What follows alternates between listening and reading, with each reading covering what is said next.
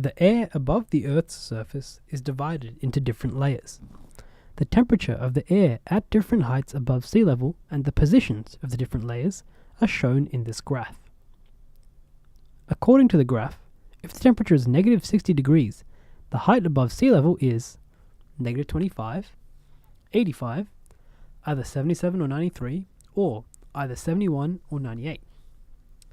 Now, when the temperature is negative 60 degrees, the temperature being represented by this black line here, there are actually multiple points that actually exist at the same temperature. But we're looking for a specific temperature, negative 60 degrees C. So let's draw a line and then use that to read off at which heights that temperature is achieved. So we want to look at negative 60 degrees Celsius, and we're actually finding 2 points where it intersects the black line, here and here.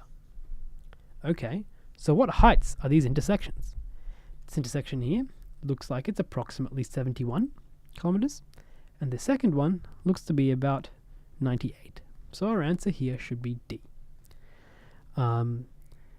These numbers are gotten mainly by reading straight off the graph if you rule a line at negative 60 degrees C. Our answer here should be D.